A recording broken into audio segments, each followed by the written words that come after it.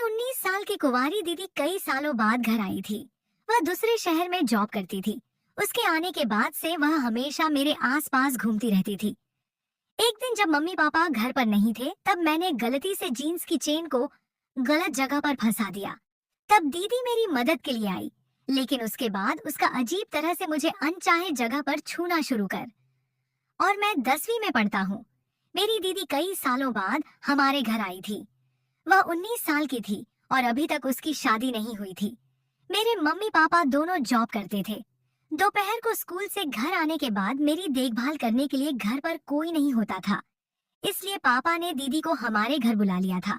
मुझे देखते ही दीदी ने मुझे गले लगा लिया। मैं अब 17 साल का हो गया था और 10वीं में पढ़ता था। देखते देखते दीदी को घर आए कई दिन हो गए थे। मेरे स्कूल जाने से लेकर मेरी पढ़ाई तक की पूरी जिम्मेदारी दीदी ही उठा रही थी। एक रात अचानक मेरी नींद खुल गई। मेरी नींद अचानक खुलने का कारण था मेरे शरीर पर घूमता हुआ हाथ। दीदी अचानक मेरे शरीर पर हाथ फेरने लगी थी। मुझे शरीर पर किसी का हाथ फेरना बिल्कुल पसंद नहीं था। मुझे लगा ये सब दीदी से गलती से हो रहा है, लेकिन धीरे धीरे दीदी की कुछ ऐसी चीज मेरे सामने आने लगी जो मुझे बिल्कुल पसंद नहीं थी। उस दिन मैंने पहली बार उसका वह अजीब व्यवहार देखा था, इसलिए मैंने उससे कुछ नहीं कहा। लेकिन अगले दिन भी दीदी ने फिर से वैसा ही कुछ किया। लगातार 2 दिन तक दीदी के अजीब व्यवहार को सहने के बाद मैंने तय किया कि अब मैं उससे इस बारे में बात करूंगा। अगले दिन जब मैं स्कूल से घर आया और खाना खाते समय मैं उससे सवाल किया, तब मैंने कहा, दीदी पिछले 2 दिन से रात को सोते समय तुम मेरे शरीर पर हाथ क्यों फेरती हो?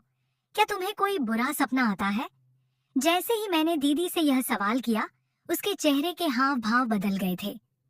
उसने कहा, शायद मुझे कुछ सपने आते होंगे। सपने में गलती से मेरा हाथ तुम्हारे शरीर पर आ गया होगा। तब मैंने दीदी की बातों पर विश्वास कर लिया, परंतु इसके पीछे की सच्चाई कुछ और ही थी। उसी रात सोने के कुछ समय बाद में मेरी नींद खुल गई। सोने से पहले मैंने प्यास लगने के कारण 2 गिलास पानी पिया था और इसी कारण मेरी आधी रात में ही नींद टूट गई थी।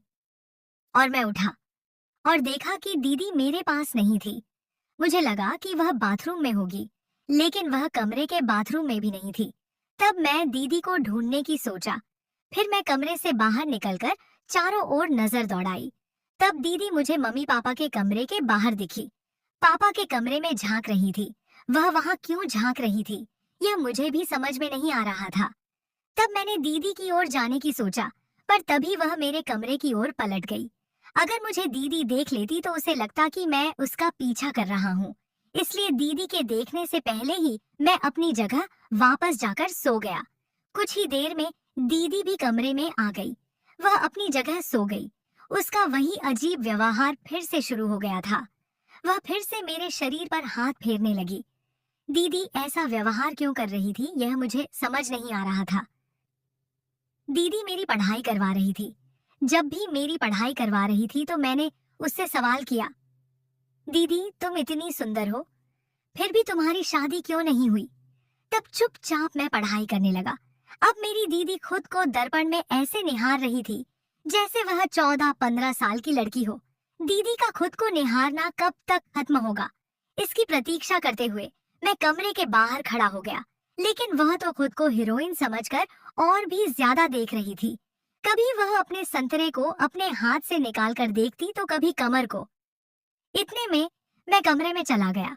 दीदी बोली, अच्छा तुम अब आ ही गए हो तो बताओ मैं कैसी लग रही हूँ? मुझे भूख लगी थी, इसीलिए मैं वहां गया था। लेकिन दीदी तो मुझसे अपनी तारीफ सुनने में व्यस्त थी। तभी उसने मेरा हाथ पकड़कर मुझे आईने के सामने ले गई। शादी करना तुम्हारा निजी फैसला है, इस पर मैं कुछ नहीं कह सकता। मैं तो यहाँ इसलिए आया था क्योंकि मुझे बहुत जोर से भूख लगी है। क्या तुम मेरे लिए मैगी बना सकती हो? मेरी बात सुनकर दीदी हंस पड़ी। उसने कहा, मैंने तो तुम्हें बड़ा समझा था, लेकिन तुम अभी भी बच्चों की तरह व्यवहार कर रहे हो। कोई बात नहीं, अब तुम्हें समझदार बनाने की जिम्मेदारी मेरी है। ठीक है, तुम यहाँ रुको, मैं तैयार होकर आती हूँ। उस समय मैं उस कमरे से बाहर आ गया। कुछ ही देर में उसने मुझे मैगी बना कर दी। उसी रात मैंने तय कर लिया था कि आज मैं भी मम्मी पापा के कमरे में झांक कर देखूंगा, क्योंकि मुझे जानना था कि दीदी वहां क्यों जाती है। रात में सोने के बाद कुछ ही देर में मैंने अपनी आंखें खोली। उस समय मैं जानबूझकर बड़बड़ा रहा था, पानी कहाँ है, प्यास लगी है। लेकिन कमरे में पानी नजर नहीं आ रहा था, इसलिए अब मुझे किचन में जाकर ही पानी पीना पड़ेगा। मैं यह सब जानबूझकर बड़बड़ा रहा था ताकि दीदी को लगे कि मैं सचमुच पानी पीने जा रहा हूँ, क्योंकि मुझे अच्छी तरह पता था कि वह भी जाग रही है। फिर मैं कमरे से बाहर निकला। फिर पानी पीने के चक्कर में मम्मी पापा के पास के कमरे के बाहर गया। दरवाजा थोड़ा खुला था और जब मैं अंदर झांका, मम्मी पापा एक दूसरे के साथ दिखे। पापा ने मम्मी को प्यार से पास में खींच लिया था। यह सब देखकर कुछ बातें मेरे समझ में आ गई। मुझे जो समझना था वह मैं समझ चुका था। फिर मैं चुपचाप अपने कमरे में वापस आ गया। उस रात मैंने दीदी को अपने कमरे से बाहर जाते नहीं देखा था, लेकिन मुझे यह समझ में आ गया था कि दीदी के मन में कुछ अलग ही चल रहा है। अब मुझे उससे अकेले में बात करनी थी। देखते देखते 3 दिन बीत गए। मेरी गर्मियों की छुट्टियां शुरू होने वाली थीं। मम्मी पापा ने कहीं बाहर जाने का प्लान बनाया था। यह प्लान उन्होंने सिर्फ अपने ही लिए ही बनाया था। मम्मी पापा का कहना था कि सामने मेरी 10वीं का एग्जाम है, इसलिए अब मैं छुट्टी का इस्तेमाल अपने सिलेबस की तैयारी के लिए करूं। मम्मी पापा ने मुझे छुट्टी के बावजूद पढ़ाई करने को कहा था और इसी वजह से उन्होंने मुझे ट्रिप पर साथ नहीं ले गए। 3 दिन बाद जब मेरी छुट्टियां शुरू हुई, तब मम्मी पापा अपने ट्रिप पर निकल गए थे। उनके जाने के बाद घर में मैं दीदी के साथ अकेला था।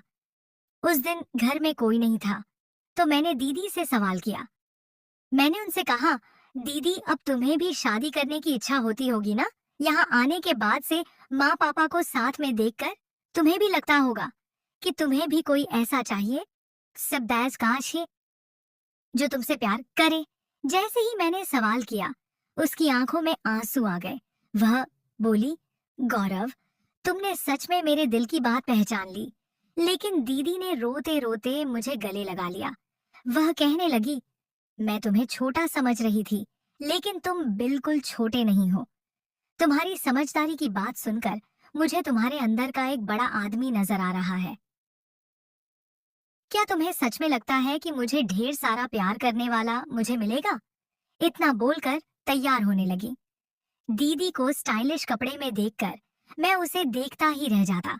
जब वह स्टाइलिश कपड़े पहनकर तैयार होती, तो वह खास तौर पर मुझसे अपनी तारीफ करवाने के लिए आती। इतना ही नहीं, वह मुझसे चिपक कर फोटो भी खिंचवाती। दीदी का जो भी स्पर्श मुझे होता है, वह कुछ अलग ही दर्शाता था। उसका एकदम से बदला हुआ अंदाज यह बता रहा था जैसे वह मुझे भी इशारे कर रही हो। खैर, एक दिन सुबह नहाने के बाद मैं जीन्स पहन रहा था। जीन्स पहनते समय अचानक उसकी जिप गलत जगह अटक गया और मुझे दर्द होने लगा। मैं चिल्लाते हुए दीदी को आवाज लगाई। वह दौड़कर मेरे पास आ गई, पूछने लगी, क्या हुआ, क्यों चिल्ला रहे थे? मैंने जीन्स के जीप की तरह इशारा करते हुए कहा, दीदी जल्दी से इसे निकालो, बहुत दर्द हो रहा है।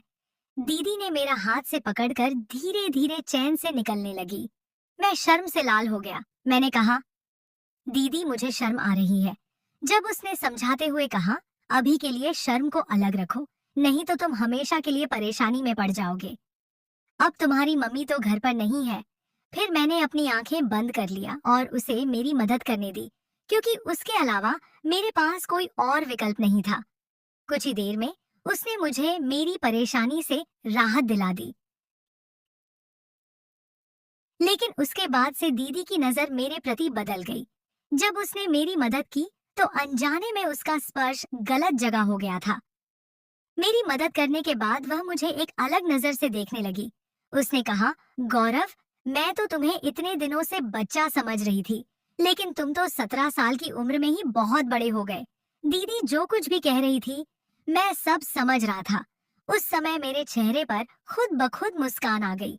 उस दिन के बाद दीदी ने कहा, आज से जब तक मम्मी घर नहीं आती, मैं तुम्हारा देखभाल करूंगी। हमेशा की तरह दोपहर में खाना खाने के बाद मैं सो गया। जब मैं नींद से जागा तो मुझे चक्कर जैसे महसूस हो रहा था। उठते ही मैंने अपने सिर पर हाथ रखा और बिस्तर पर बैठ गया।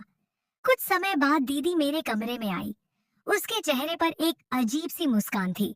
उसने कहा, गौरव, मुझे उम्मीद नहीं थी कि तुम्हारी वजह से मेरे जीवन में इतना आनंद आएगा।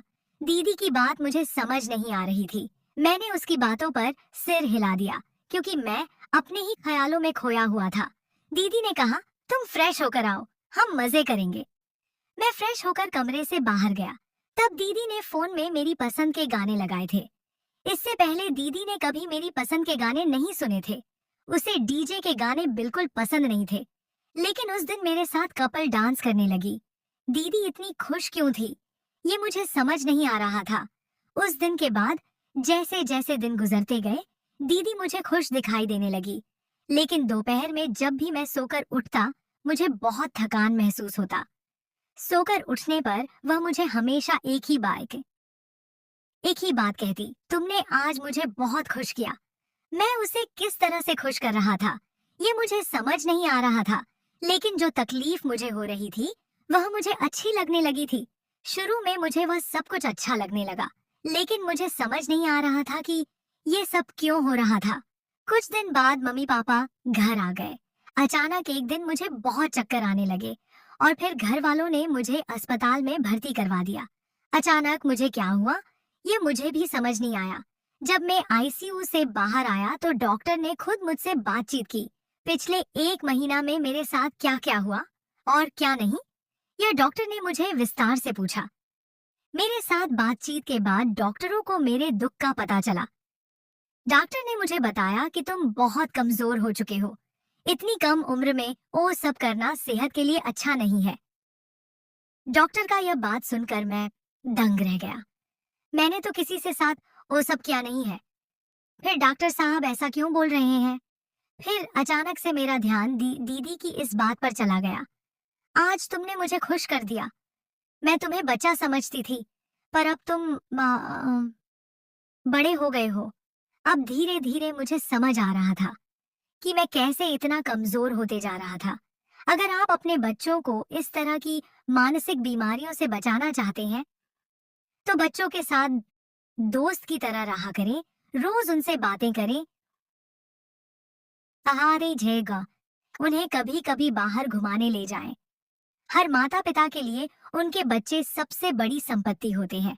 ये माता पिता को कभी नहीं भूलना चाहिए।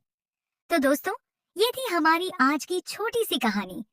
आपको ये कहानी कैसी लगी, कमेंट करके जरूर बताएं। अगर आपको ये कहानी पसंद आई हो तो इसे लाइक करें और अपने दोस्तों को शेयर करें। आगे भी ऐसी रोमांचक कहानी के लिए हमारे चैनल को सब्सक्राइब करें और बेल आइकन दबाना ना भूलें, ताकि आप हमारी कोई भी कहानी मिस ना करें। धन्यवाद।